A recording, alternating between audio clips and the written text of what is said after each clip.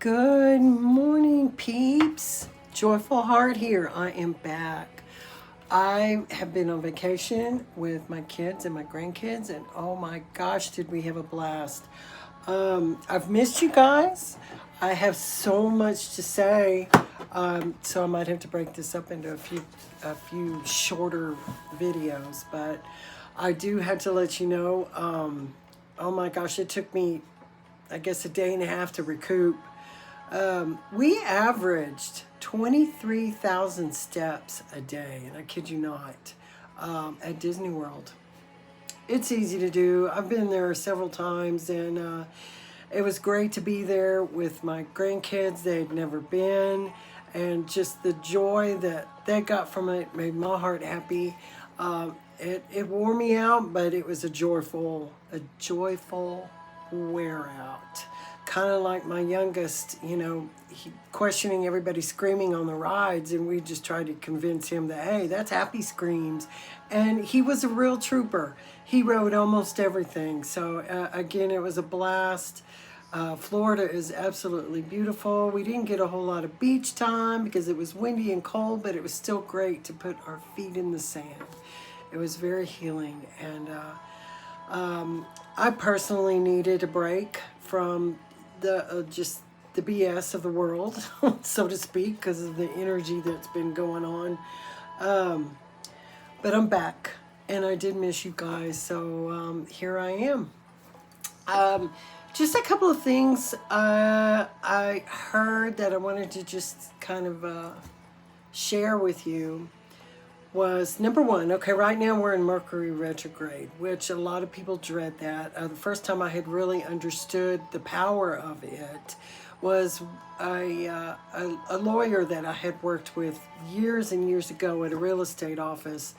And she said, we try real hard not to sign contracts during the retrograde because it's just, everything is about energy. And Mercury's not really going backwards, but it seems that way. And I actually saw a diagram of how it is moving, and it reminded me of the old spirographs. But it's a time to reflect on yourself, and it can hinder communications, decisions. Try not to make any really, really important decisions. But the effects that it has on you is not unlike a full moon. And we've had that double whammy, the full moon with the Mercury retrograde.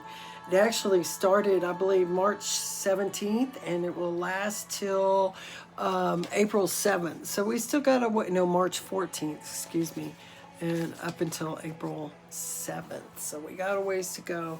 But it is a good time to dig deep, look within, do some retrospection of yourself, where you are in life.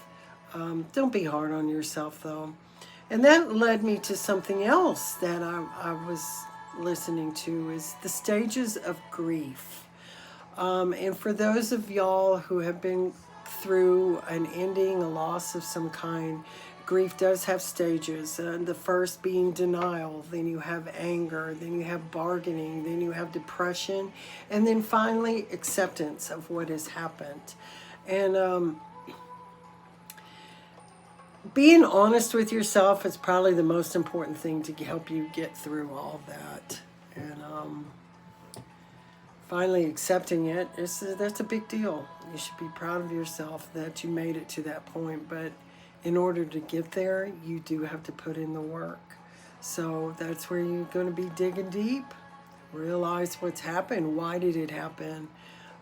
The bargaining part of it was interesting to me because it's the what ifs. What if I had gone to counseling, or whatever your situation might be, would it have made a difference? But your heart knows whether it would or not.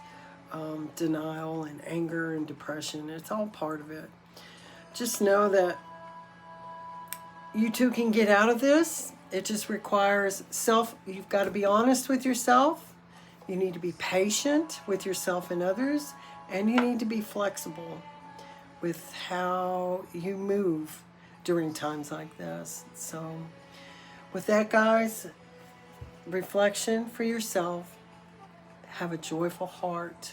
Because even in the darkest of dark, there's always a light. I love ya. Namaste.